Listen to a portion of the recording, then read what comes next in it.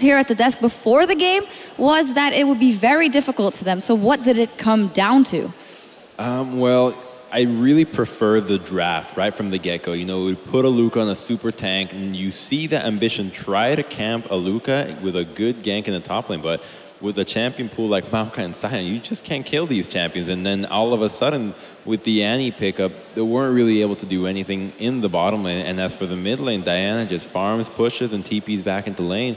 Not much of an early game plan from CJ, and eventually outscaling. Yeah, and you know, for me, just watching CJ over the course of this weekend, I've been really unimpressed with Mad Life and Ambition's synergy in terms of getting wards in. They're not really working together as a unit to walk deeply into the enemy jungle or to try and contest vision. Even in that game, we're basically talking about a team that was just formed, who, especially in the early and mid game, had greater vision control than CJ. That's just inexcusable. A very poor play from CJ. Yeah, and I want to pick on Mad Life again a little bit, though. The Annie is kind of similar into the Leona with the engage and the Tibbers and the AoE stun, but you die faster as Annie, and that's what happened a couple of times. Well, I mean, we talked about it during the draft. I think the Nami was definitely the better choice here. That's what I would have gotten. It would have been eliminated a lot of the contests and these chokes. Could have been more easy to kite back the Sion, but also, I think they just got a little dazzled by TSM, honestly, because you saw that really good synergy between Annie and Victor, but they were just not able to pull it off.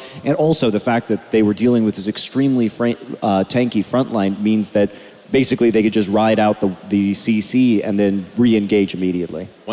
Mystic as well, I just want to point out, did 10,000 more damage than his opposite number, and, well, that was the second closest person to him. Like, Mystic was constantly doing damage in those fights, did so very well. And now this is a guy that's not really played with the team. I mean, we've got TSM, Yoi Flash Wolves, World Elite. Like, no one thought that these teams would be hitting the semi-finals, right? It's great. A lot comes down to well, we see ADs that have been underperforming a lot. When the Sivir pick comes in and your team just gets those kills off or gets those engages that you want, it's just a lot easier for them as well. One of the things that I really liked is how World Elite chose to play against the Annie. Now, we did touch upon that. We thought that the Annie was not a good pick, but World Elite using the Jarvan ult to constantly burn the Flash, and same goes with the Sion ultimates and teleports. Killing Annie is not nearly as good as burning her Flash. Yeah, and Sion, that was Aluka, and Aluka is standing by with Chobra for our post-game interview.